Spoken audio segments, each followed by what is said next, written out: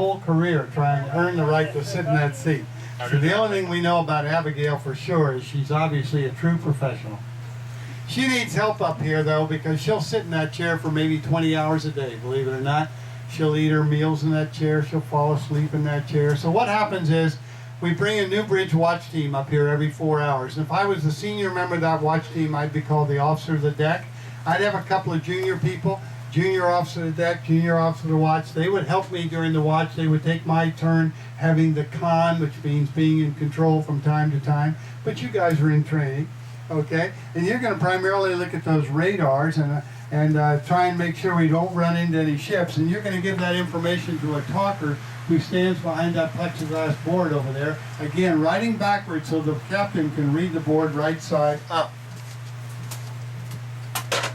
Inside the pilot house, we have some very important enlisted positions. For instance, the guy who stands right here is called the lee helmsman. And the lee helmsman controls the speed of the ship.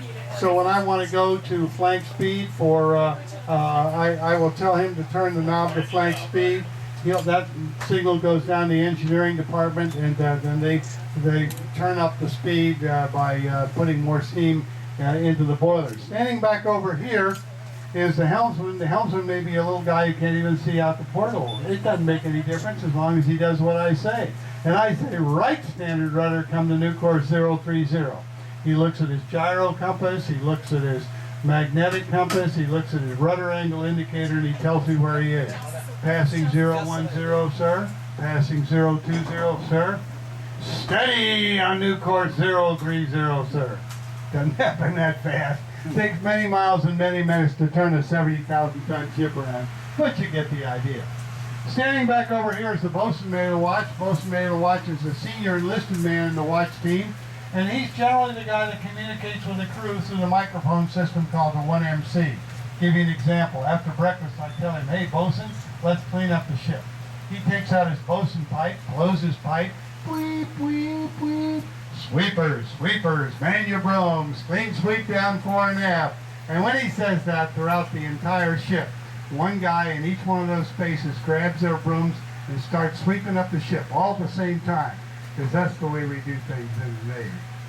Last thing we'll talk about is underway replenishment. Now, you remember when we were up in Cry Fly and we talked about the aircraft coming down 150 knots hitting the steel deck? Picture yourself as that pilot. And just before you land, the ship goes over a wave and rises up in the air 25 feet. Do you think that would get your attention? Boy, you better bet.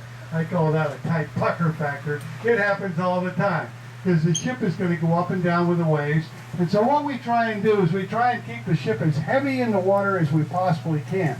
Now, we hold 3,500,000 gallons of ship and aviation fuel.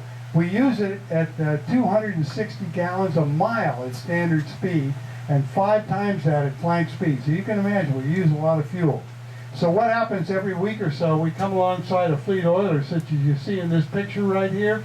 They come alongside the fleet oiler, they throw over a bunch of fuel lines, they go through the water together at about 12 knots or 14 miles an hour. But it's a very dangerous operation because of something called the Venturi effect. The water is rushing between the two ships, causing a pressure gradient that drives the two ships together. So the two captains have to actually steer apart to stay together. Our captain will sit over in that chair on auxiliary control, looking at the water line of the replenishment ship to make sure we don't get too far away, or we could break the fuel lines, or too close together, we could have a collision at sea. Well, that pretty much ends our tour up here on the island. I want to thank you very much for coming. And as you pass through this passageway, you'll see the captain's at sea cabin where he sleeps when he's not sitting in that chair. Thank you so much for coming, and enjoy your day on the Midway.